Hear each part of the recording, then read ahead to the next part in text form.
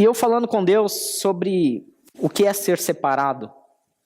Deus falou, não, traz essa mensagem hoje. Às vezes a gente deixa algumas coisas na manga lá, né? Deus vai falando com a gente nos nossos devocionais, e a gente vai anotando, guarda ali um rascunho, poxa, isso aqui é fenomenal. E ontem à noite Deus me confirmou, não, traz essa palavra. Mostra para a minha igreja o que é ser separado. Sabe, existe a palavra no grego original, que significa separado, ela é traduzida para o português, para a nossa língua, como santo.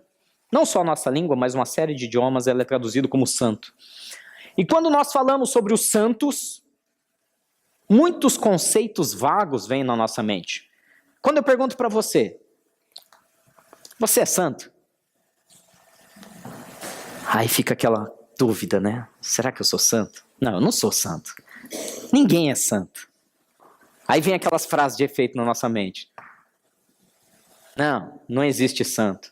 Só o Senhor é santo. E aí a gente começa a tentar entender o conceito do que é separado, do que é ser santo. Então, para a gente começar, que fique claro esse conceito na sua mente. A palavra santo, no seu original, no grego, ela tem o efeito de separado. Aquele que foi reservado, aquele que não foi jogado na vala comum, mas aquele que é, de alguma maneira, diferenciado. O Senhor é santo, amém? Por que ele é santo?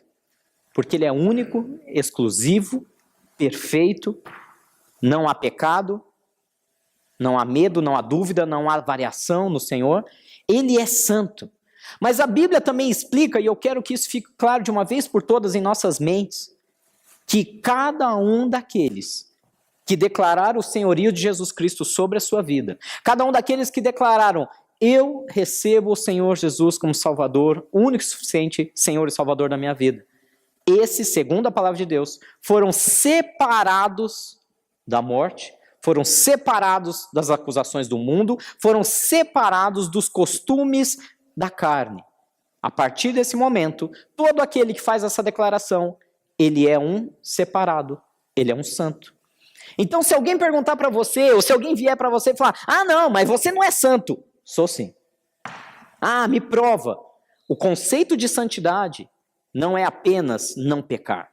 O conceito de santo é aquele que é separado e que luta contra o pecado. Amém? Está claro esse conceito? Santidade não é simplesmente ser perfeito, porque perfeito nenhum de nós somos. A Bíblia diz que não há um justo sequer, porque todos pecaram e todos carecem da glória de Deus. Mas olha a diferença. Jesus nos chama de santos. Não sou eu que estou dizendo, não é uma invenção teológica. O Senhor nos chama de santos. Vamos lá, para vocês entenderem melhor. A palavra de Deus diz, pode passar o próximo, lá em 1 Pedro, capítulo 1. 1 Pedro, capítulo 1, fala exatamente do que Deus quer de nós. Deus quer nos separar, Deus quer nos santificar, Deus quer que sejamos santos no conceito completo da palavra. Livres, leves e totalmente soltos, longe do pecado. E o pecado muitas vezes todo santo dia ele vai nos assediando, tentando nos prender, tentando nos amarrar, tentando nos afastar. E aquele que era separado por Deus para um momento glorioso nessa vida, nessa terra, começa a se misturar com as paixões da carne e vai sofrendo consequências. Mas 1 Pedro capítulo 1, versículo 15 e 16 diz assim, mas assim como é santo aquele que os chamou, sejam santos vocês também, em tudo o que fizerem, porque está escrito, sejam santos, porque eu sou santo. A questão de santidade é um negócio tão complicado quando a gente fala disso em igreja. Igrejas diferentes têm visões diferentes. Mas o conceito universal disso, que Jesus deixou claro, é que se ele santificou a si mesmo, ele espera que nós façamos o mesmo. Pastor, mas é tão difícil. É uma luta. É uma luta controlar meus pensamentos, é uma luta controlar meus desejos, meus instintos, é uma luta controlar meu coração, é uma luta controlar meus lábios. Quando eu vi, eu já falei, eu já perdi a bênção, eu já extrapolei. Porque talvez nós não estamos entendendo o conceito de santidade. Sejamos sinceros aqui, vamos quebrar um pouco aqui todo tipo de protocolo. Quando você ouve a palavra santidade, vem uma alegria ou vem uma tristeza no seu coração? Pensando, puxa, é inatingível. 99%, não, 99% exagerei. 90% dos cristãos sinceros, quando ouvem a palavra santidade, eles ficam tristes. Porque eles olham para si mesmos e pensam, eu não consigo. Eu não tenho força. Quando eu vi, eu caí no mesmo pecado. Aquele pecadinho de estimação que vai nos acompanhando durante anos na nossa vida. Grande parte do cristão sincero, ele se entristece com relação à palavra santidade, porque ele olha e pensa, eu não consigo. Quando nós olhamos uma afirmação como essa, dizendo, sejam santos como Deus é santo, às vezes nosso coração pesa e fala, eu não consigo. Por isso que nós temos que mudar o nosso entendimento. Romanos 12 fala sobre isso. Você só vai conseguir transformar alguma coisa quando você entender de maneira clara o que Deus está querendo chamar de santo. Santo não significa perfeito no conceito bíblico. Santo significa separado para fazer algo que Deus te chamou a fazer. Se você estiver perfeitamente nos trilhos daquele trem que Deus planejou para a sua vida, você vai estar andando na santidade. Ah, mas e com relação a pecado? Bom, se você está pecando deliberadamente, óbvio que você não está no trilho do que Deus planejou para você perfeitamente. Mas quanto mais nós entendemos que se nós colocarmos nossa vida todo santo dia aos pés do Senhor, todas as manhãs ou tarde, seja lá o momento que você tiver, você tirar um momento para ter um tempo a sós com Deus, para falar um pouco com Deus, para ler a palavra dele e para pedir que ele te direcione, cada dia mais você vai estar separado dos desejos mundanos e cada dia mais você vai colher os frutos de andar segundo o propósito de Deus. Nós falamos disso domingo passado. Que muita gente fala, poxa, vocês não falam de... Eu até comentei, né? Vocês não falam de dinheiro aí na igreja. Mas como não? Precisa falar disso, o povo precisa ser próspero. Nós falamos de intimidade com Deus. Se você for íntimo de Deus, se você andar perto do Espírito Santo, você jamais vai entrar em lugares que o Senhor não aprovaria. Você jamais vai colocar os seus olhos em telas do computador onde o Senhor não aprovaria. Se você for íntimo e andar todo o tempo com Deus, você jamais vai se dar ao perigo de estar fazendo coisas que Deus não aprovaria. Quanto mais próximo de Deus você for, mais santo, mais separado. E como consequência, vem recursos, vem saúde, vem família, tudo é consequência. O que está escrito em Mateus 6,33? Eu sempre estou falando isso aqui. Buscar em primeiro lugar o reino de Deus e a sua justiça, e todas as demais coisas serão acrescentadas. Só esse versículo é suficiente. Paz, amor, saúde, sabe aquelas coisas que a gente manda de feliz aniversário, né? Dinheiro, prosperidade, alegria, tudo isso vem. Tudo isso vem se nós formos íntimos do Espírito Santo de Deus. Se nós formos separados da loucura desse mundo e começarmos a buscar a Deus. Então, santidade, meu irmão, não confunda. Não é apenas, eu consigo ou não consigo, ou eu sou ou eu não sou santo. Não, santidade é um caminho que tem que ser percorrido. Para ser separado, você precisa passar por um longo trajeto, e ele não é curto. Então não se frustre, não diga, não consigo, não diga, para mim é impossível. Calma, você ainda não deu os primeiros passos. Não, pastor, eu estou há anos tentando ser santo e não consigo, porque está tentando na força do seu braço. A partir do momento que você entende o conceito de se separar para buscar a Deus e deixar que Ele te conduza, a cada dia a santidade vai se formando em você. Olha o que fala a palavra de Deus, vamos adiante. Próximo, lá no livro de Romanos, Paulo está dizendo o seguinte, Paulo ele estava de partida para ir para outra região da Judéia, E ele fala, agora porém, Romanos 15, versículo 25, agora porém eu estou de partida para Jerusalém, a serviço de quem? Dos santos. E aí, Paulo estava a serviço de quem? Ah, ele devia estar a serviço de São Pedro, São João, Não. Santo é todo aquele que serve ao Senhor e que escolheu se separar das loucuras do mundo para buscar a vontade de Deus. Nós podemos ser santos na nossa carreira, no nosso trabalho, na nossa profissão. Nós podemos ser santos na nossa casa, na nossa família. Nós podemos ser separados das loucuras. Quer um exemplo muito bobo? Bobinho, assim, bem simplesinho. Hoje, qual que é o padrão da família? Você entra em casa, não no caso da nossa, né? A nossa é tão pequenininha, não tem como. Mas você entra, aí tá o pai na TV, isso é o padrão, né? Domingo à tarde. Pai na TV, a mãe no tablet, o filho no computador. Cada um buscando sua distração. Não há pecado nisso, amém? Vou deixar bem claro, não existe pecado nisso, não tem nada de errado. Cada um buscando, um assistindo futebol, outro vendo, sei lá, programa da tarde, outro vendo vídeos na internet. Cada um fazendo uma coisa. Esse é o padrão que a nossa cultura nos últimos 20 anos estabeleceu.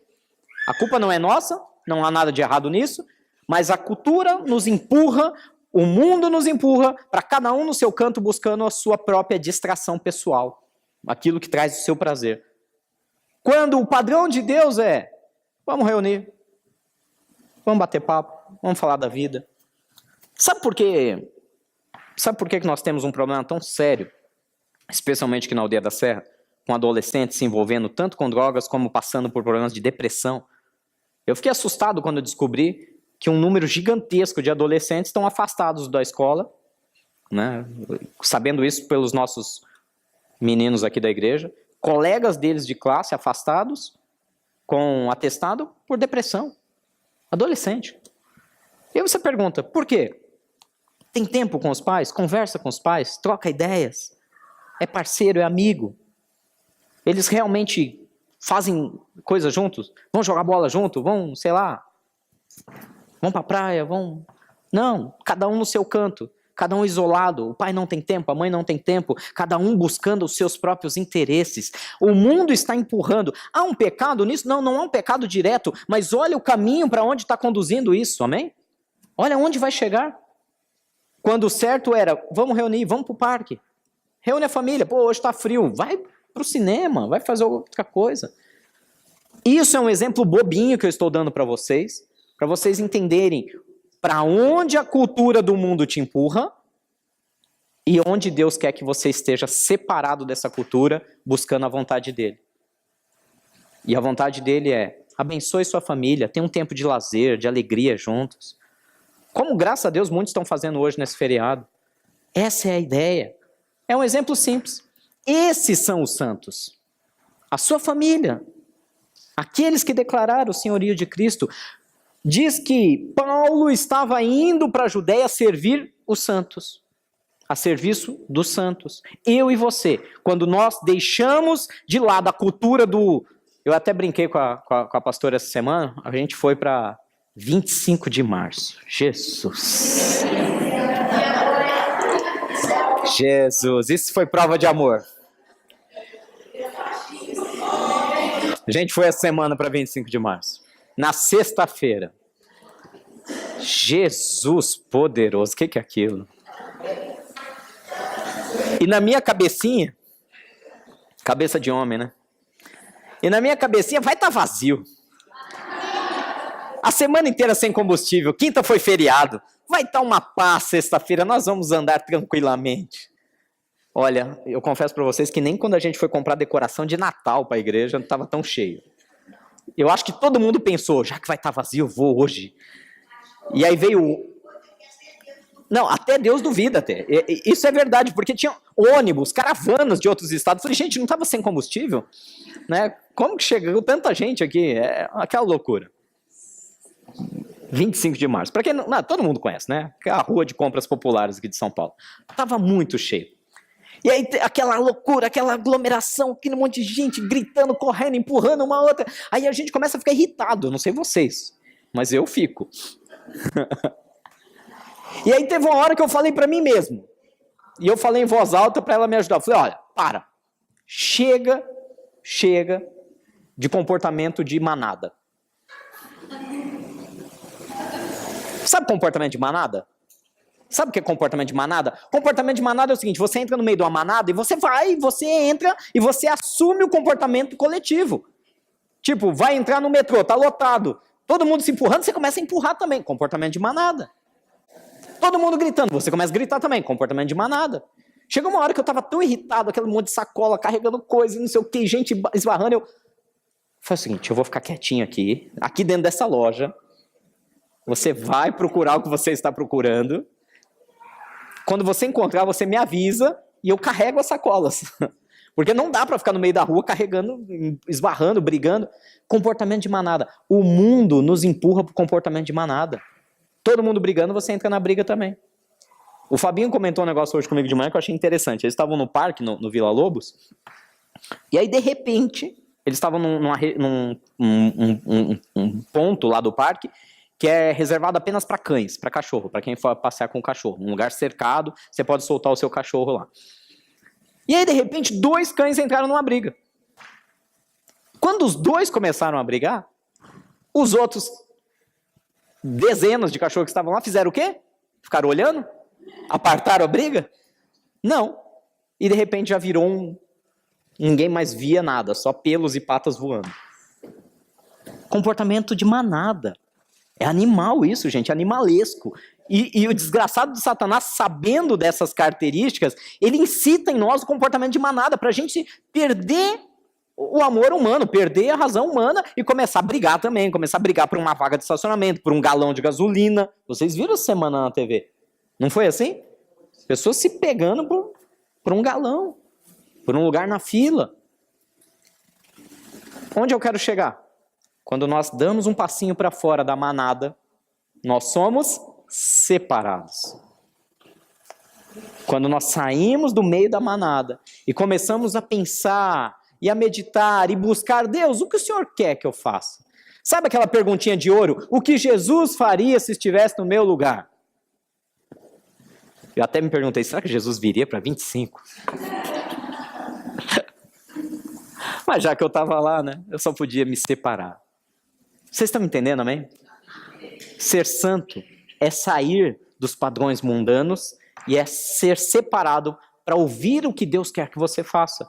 Isso é ser santo. Paulo estava a serviço dos santos. Olha o que fala aqui em Romanos 15, 31, ele complementa essa frase. Orem para que eu esteja livre dos descrentes da Judéia e que o meu serviço em Jerusalém seja aceitável aos santos.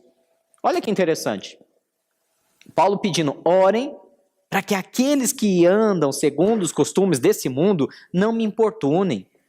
Para que o que eu fizer flua e que seja abençoador dos santos. Não é que Paulo está dizendo, eu ignoro o resto do mundo, mas a prioridade dele era trabalhar com os santos, abençoar os santos, ajudar os santos. Eu vejo tantas sociedades se organizando e ajudando umas às outras, e às vezes eu vejo o cristão tão competitivo, até dentro de igrejas. Vocês sabem aqui, eu sou bastante ácido, eu nunca escondi minhas... eu acredito, e eu sou porque eu acredito de todo o meu coração, que a voz profética não pode se calar. Aquele que vê um irmão, aquele que vê uma igreja, aquele que vê uma instituição cristã cometendo erros, eu acredito que é papel dele, sim, mostrar aos outros que aquilo está errado. Porque senão, de que valor teriam os profetas? Para chegar lá e corrigir e dizer, isso está errado, Deus não se agrada disso. Então, vocês sabem, eu tenho essa fama. Essa semana nós tivemos, entre outras coisas, a Marcha para Jesus. Fora de série, uma bênção. Não estou aqui para criticar a marcha em si. A ideia é fenomenal. A ideia de um grupo inteiro de cristãos marchando e declarando a glória de Deus, isso é fantástico. O que machuca o meu coração, e eu tenho certeza que machuca o coração de Deus, são os bastidores dessa marcha, onde nós temos igrejas disputando espaço. Disputando. Eu conheço pessoas envolvidas na organização e pessoas brigando, não, esse ano o maior trio elétrico tem que ser o nosso. E eu, por quê? Não, porque o ano passado tal igreja conseguiu e esse ano aquele trio elétrico vai ser nosso e nós vamos o quê? Ter um trio elétrico maior? Para quê? Se a ideia não é unidade, a ideia não é glorificar a Deus juntos, ou estão disputando para ver quem aparece mais, quem tem mais poder financeiro, quem tem mais poder político. A marcha em si, volto a dizer, é uma ideia fenomenal e nasceu de uma ideia fenomenal. O que me entristece são os bastidores que fazem até igrejas disputarem espaços entre si. Não vou nem além, tá? Se eu começar a falar aqui de igreja da mídia, vocês sabem que eu vou longe. Disputando horários, canais, um mandando fechar a TV do outro, entrando com argumentos. Ou seja, comportamento de disputa e não mais de separado, aquele que apoia, que ajuda, aquele que leva adiante. Então, nós vemos algumas sociedades, por exemplo, a sociedade judaica. A sociedade judaica, podem dizer o que for, mas é uma sociedade que se ajuda mutuamente. Eles estão sempre a serviço uns dos outros.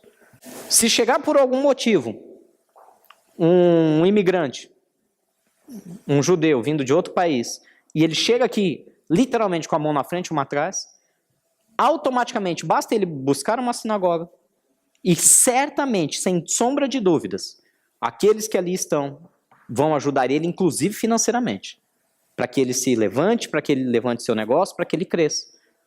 Aí a gente vem para o cristianismo, e o cristianismo, que deveria dar o exemplo, não. Ah, não, mas sabe o que é? É que o preço aqui do meu irmãozinho aqui está 10 centavos mais caro. Eu vou comprar no outro que está mais barato. Por quê? Porque nós estamos buscando aquilo que é conveniente para nós, aquilo que é bom para nós, aquilo que é melhor para nós. Nós não nos preocupamos em servir aos santos. Quando às vezes aqueles 10 centavos, que é uma diferença irrisória para nós, abençoaria muito a vida do nosso irmão. Vocês estão entendendo onde eu quero chegar, amém? Paulo dizia, a minha prioridade são os santos. Se eles têm um compromisso assim como eu tenho, eu vou ajudá-los. Eu vou trabalhar com eles. Eu dei o exemplo da sociedade judaica porque a gente estava discutindo isso essa semana no discipulado e surgiu esse exemplo. Que literalmente, quando foram fazer uma cotação, um dos nossos irmãos foi fazer uma cotação para uma empresa, o dono da empresa, que era judeu, falou, não, compra de tal pessoa. Não, mas o dele é mais caro. Não importa, ele é meu irmão. E eu vou ajudar ele. E na hora que precisar, ele vai me ajudar. A mentalidade é diferente. É para ajudar um ao outro, é servir um ao outro. E aí entra a grande questão que eu quero falar com vocês. Vamos para o próximo? Lá no livro de Coríntios, 2 Coríntios 13, versículo 13, fala que todos os santos lhe enviam saudações. Ou seja, não está falando de um santo, não está falando de dois, não está falando dos apóstolos que foram canonizados pela Igreja Católica, está dizendo todos aqueles que estão em Cristo. E ainda diz, lá na carta de Filemão, porque eu ouço falar da sua fé no Senhor Jesus e do seu amor por todos os santos. Você ama aqueles que estão em Cristo? Eu amo aqueles que estão em Cristo. Ô pastor, mas agora mesmo você acabou de criticar o pessoal lá. Eu falei, não, vamos separar as coisas. Eu critiquei a atitude porque eu acredito que é meu papel como voz profética declarar aquilo que está errado. Mas eu os amo em Cristo Jesus e eu espero que o Espírito Santo de Deus consiga ter acesso àqueles corações, abrir os seus olhos espirituais a ponto que eles se arrependam e que eles voltem às práticas do Evangelho simples. É isso que eu espero. Mas aí vem a pergunta, nossa fé no Senhor é conhecida. Essa semana eu estava caminhando por aqui, na aldeia, e é interessante que eu parei para conversar com um comerciante, e curiosamente, eu posso dizer isso da Igreja Aprisco aqui, a nossa fé aqui é conhecida. A nossa fé é conhecida. As pessoas sabem que a gente não está aqui explorando ninguém, As pessoas sabem que a gente não está aqui brincando, não está aqui invadindo a privacidade de ninguém. Isso está sendo muito bem conhecido. Graças a Deus, nós temos muitas referências ótimas a nosso respeito. Mas aí vem a pergunta final. E o nosso amor pelos santos? Nós estamos ajudando uns aos outros? Nós estamos tendo tolerância uns com os outros? Às vezes o nosso irmão tão sobrecarregado, tão sozinho no momento, e a gente fica querendo cobrar tudo dele. Ou esperando mais do que ele pode dar. Será que há paciência suficiente em nós? Há mansidão suficiente em nós? Nós conseguimos relevar, andar uma segunda milha para que isso seja em prol dos santos? E os líderes, e os pastores? Têm trabalhado para isso? Nós, como pastores aqui, pastores em outros lugares, têm trabalhado para que os santos sejam edificados? Para que vocês, como santos de Deus, recebam o melhor da parte de Deus? É o que a palavra de Deus diz lá em Efésios. Vamos lá. Efésios capítulo 4. Esse texto é muito bom. Quero ler esse texto inteiro com vocês. E ele designou alguns para apóstolos, Efésios capítulo 4, versículo 11 até o 16. E ele designou alguns para apóstolos, outros para profetas, outros para evangelistas e outros para pastores e mestres, com o fim de preparar quem? Os santos para a obra do ministério, para que o corpo de Cristo seja edificado, até que todos alcancemos a unidade da fé e do conhecimento do Filho de Deus, e cheguemos à maturidade, atingindo a medida da plenitude de Cristo. Versículo 14. O propósito é que não sejamos mais como crianças, levados de um lado para o outro pelas ondas, nem jogados para cá e para lá por todo o vento de doutrina e pela astúcia e esperteza de homens que induzem ao erro. Antes, seguindo a verdade em amor, cresçamos em tudo naquele que é a cabeça, Cristo. Dele, todo o corpo ajustado e unido pelo auxílio de todas as juntas, cresce e edifica-se a si mesmo em amor, na medida em que cada parte realiza a sua função. Amém? Primeira coisa, eu vejo muito esse texto por aí quando eu vou para encontros de pastores, reuniões de liderança de outras igrejas, e ele designou uns para apóstolos, outros para profetas, outros para mestres, pastores, evangelistas. E eu sempre vejo esse versículo para as pessoas justificarem seus títulos. Não, eu sou apóstolo porque a Bíblia diz que Deus designou apóstolo. Legal. Eu sou profeta porque Deus diz... Legal. A questão é, Paulo não está falando aqui de hierarquia. Se você for ler esse texto, começa a ler ele lá desde o primeiro capítulo de Efésios, você vai perceber que Paulo não está falando nada de hierarquia. Paulo está dizendo o seguinte: nós temos um corpo chamado igreja, a semelhança do corpo, esse é o corpo de Cristo. Essa igreja é formada por santos. E nós temos que ter pessoas que ajudem esses santos a chegar no máximo que Deus tem para eles. É isso. Apóstolos, profetas, evangelistas, pastores e mestres, com o fim de preparar os santos. Ao contrário do que se pensa, pastor não é dono de ninguém, não é líder de ninguém. Pastor não manda em ninguém. Pastor serve os santos. Apóstolo serve os santos. Profeta serve os santos. Ao menos deveria. Ao menos deveria. E um santo, o que faz? Serve outro santo. O nosso papel é serviço, é ajudar. E quando eu falo serviço, vocês que já estão acostumados mais com esse nosso idioma daqui do aprisco, sabem que eu estou dizendo de toda forma de serviço. De ir lá ajudar um momento difícil, de ir lá ajudar alguém que está passando por enfermidade, de ir e aconselhar, orar, todo tipo de serviço, todo tipo de ajuda. Servir é a base do que Deus espera dos santos. Quando ele estava no momento quase diante da mesa, reunido com os discípulos, o que ele fez numa noite antes? Ele pegou uma bacia, um pano, uma toalha, ele se abaixou e começou a lavar os pés dos discípulos. Vocês já sabem disso. O papel de lavar os pés era reservado ao escravo de mais baixo cargo dentro de uma família. Não bastava ser escravo. Se uma família tinha escravos, um deles servia a mesa, outro fazia a limpeza, e o escravo mais subalterno era aquele que ia e quando a visita chegava, se ajoelhava, colocava uma bacia e lavava os pés da visita. Jesus literalmente tomou a posição do escravo mais subalterno possível na face da terra e começou a lavar os pés dos discípulos, a ponto de Pedro falar, não, Senhor, não, o Senhor não pode fazer isso. O Senhor é o Senhor dos senhores. Não tem cabimento o Senhor lavar os meus pés. Pedro, se eu não fizer isso, você não tem parte comigo. Aí Pedro, que é abusado, né?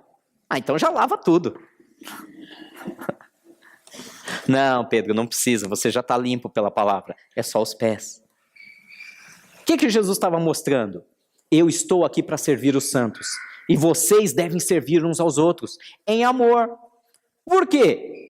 Para que todos, olha o que está escrito aqui, para que esse corpo de Cristo seja edificado, até que todos alcancemos, todos. Não é o pastor, não é o apóstolo, não é o profeta, mas todos alcancemos a unidade da fé e do conhecimento do Filho de Deus. E que cheguemos à maturidade, atingindo a medida da plenitude de Cristo. Ou seja, meu irmão, acabou a desculpa. E aonde eu queria chegar hoje? Deus quer separar a todos nós. Todos nós. Não tem essa, não, porque ele é pastor, ele que anda em santidade. Eu não preciso. Não, eu só vou lá de vez em quando. Para que eu preciso ter esse compromisso profundo com Deus? Para que eu preciso orar? Para que eu preciso ler Bíblia? Não, eu só vou lá resolver meu problema e tá bom. Não é esse o propósito de Deus para nós. O propósito da liderança estabelecida por Deus é funcionar como uma espécie de central de treinamento. O pastor Massal, que me pastoreia, como vocês sabem, ele sempre fala isso. Ele fala, esse versículo não está falando de liderança, está falando de RH, recursos humanos. Apóstolo, profeta, evangelista, pastor e mestre, eles são como uma grande central de recursos humanos que treinam a equipe para que a equipe atinja o seu máximo, o seu potencial e a plenitude em Cristo Jesus. Todos são aqueles chamados para ser separados, todos esses são santos. Ou seja, não é papel do pastor apenas orar, não é papel apenas do líder ler a palavra e trazer uma palavra para vocês. Esse é o nosso dever, nosso como cristão. Esquece os títulos, esquece os cargos, esquece que eu só estou aqui em cima, eu só estou trazendo uma mensagem de Deus, não há nada de especial. Eu não sou especial em nada, eu sou tanto quanto vocês, mais um santo, separado para a obra do ministério. Nós precisamos tirar esse conceito velho, esse conceito arcaico, e pior, não é só questão de velhice, é questão de mundanismo. Nós temos que tirar esse conceito mundano e até mesmo maligno, de que um é melhor que o outro, de que o pastor é mais que a ovelha, de que, porque é líder tem que ter uma vaga melhor no estacionamento. Gente, isso é pensamento de multinacional, isso é corporativo, é capitalismo, é dinheiro. Não, porque é pastor, a vaga dele tem que ser melhor no estacionamento, ele tem que andar menos. Não. Se é pastor, tem que andar mais. Se é ele que tem que servir, ele tem que parar na última vaga e andar mais que todo mundo, para deixar a vaga liberada para quem precisa. Amém? Amém? Pelo menos é o que Jesus diz. É o que Jesus diz. Aquele que quer ser o maior, sirva a todos. Lembra Jesus falando disso? Quem? Os santos. Nós somos separados para servir. Pastor, e eu que não sou pastor, não tenho ministério na igreja, o que eu faço? Sirva a sua família. Não sei fazer nada. Pelo amor de Deus, né? Entra lá no como fazer panqueca. Panqueca foi só um exemplo, tá? Vai aprender. YouTube hoje você aprende cada coisa. Sabia que você aprende tudo no YouTube hoje? Tudo. Ontem eu e sua pastora, a gente decorou uma parede com tecido. Graças a Deus pelo YouTube. Você aprende qualquer coisa. Qualquer coisa. Carlinha tá rindo, eu sei por que ela tá rindo. Ela tá rindo porque ela olha para essa parede aqui, ela não acredita até hoje. Para quem não sabe da brincadeira, toda essa estrutura aqui de madeira, todo esse molde de gesso, fomos nós que fizemos. Eu, Marcelo, alguns outros irmãos que nos ajudaram, o pastor Jairo. Ah, mas vocês são marceneiro, gesseiro? Não, YouTube. Graças a Deus pelo YouTube. A gente aprende, vai lá, olha, é assim que faz, beleza, vamos lá, a gente faz. A gente faz qualquer coisa. Sirva. Pastor, eu não tenho como servir na igreja. Tem sim, tem muita coisa para fazer. Tem um monte de pequenino agora reunido lá e tem algumas irmãs que estão lá. E, só um detalhe, tá? O Ministério Infantil aqui, eles não tiram as crianças do culto só para não te atrapalhar e você ouvir a palavra. As crianças não ficam lá enrolando. Elas são ministradas. As pessoas do Ministério Infantil, elas preparam a aula durante a semana. Elas têm o tempinho do intervalo, do lanchinho, da oração, da música, da palavra. As crianças estão recebendo ministração assim como vocês estão. Tem muita gente trabalhando para isso. Tem muita coisa para servir. E se você não pode, ou não tem tempo, ou não consegue na sua agenda servir na igreja ou fora da igreja, sirva a sua família. Cozinhe para eles. Faça algo diferente. Sirva seu vizinho. Nós estávamos comentando, foi até uma ideia fantástica. O Pablo lançou uma questão essa semana durante o discipulado. Eu falei, ele tem razão. Por que a gente não faz isso? Todo mundo sem combustível, no meio daquela loucura no começo da semana. E a dúvida é, estou indo na padaria comprar pão. Pergunte ao seu vizinho. Eu sei que está todo mundo sem combustível, eu estou indo na padaria. Você quer que eu traga pão para você? Mas eu nem conheço meu vizinho. Ótima chance para conhecê-lo. E servi-lo. Eu estou indo na padaria, não sei como está a sua questão de combustível. Quer que eu traga alguma coisa para você? Pronto, está servindo o seu vizinho. Simples assim. Os santos foram separados por Deus para servir uns aos outros. E os líderes foram separados por Deus para servir os santos. E não o contrário. E não para ser servidos, não para receber tapetes vermelhos, não para receber pompas e elogios. Eu estou dando exemplos, citando nomes, gente, de coisas fantásticas que aconteceram nessa última semana. O Eli veio falar também, falou, olha, eu saí daqui muito feliz no aniversário, no domingo passado. Eu falei, sério, Eli, por quê? Porque foi a primeira vez que eu vejo algo onde não fica aquela coisa de bajulação dos líderes, dos pastores, E eu falei, graças a Deus por isso, nós estamos no caminho certo. Porque o papel dos pastores é servir a igreja, e não ser servido, e não receber tudo numa bandeja. Amém? E ainda fala, mais um pouco para frente, Gabriel.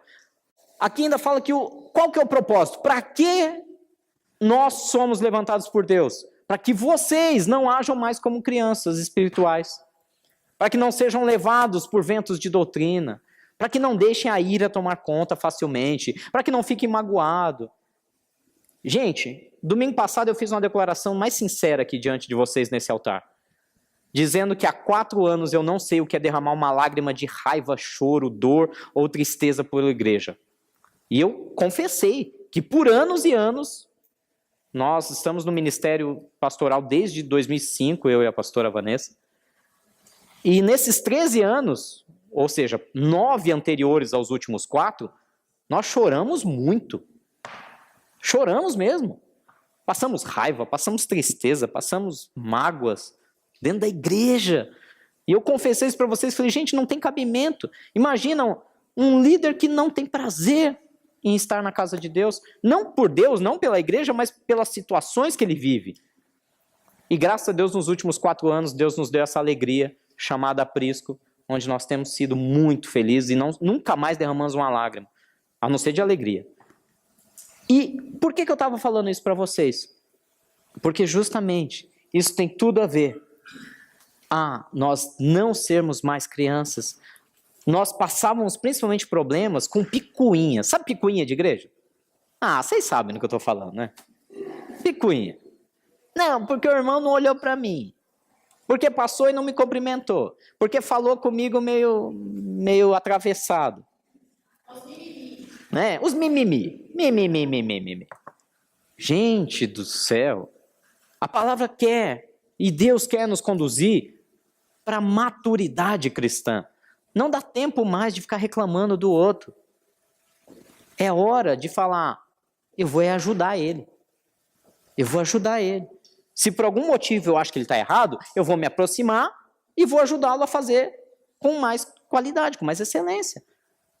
Se eu vejo o meu irmão tratando mal a esposa dele na rua, num estacionamento, eu tenho duas opções.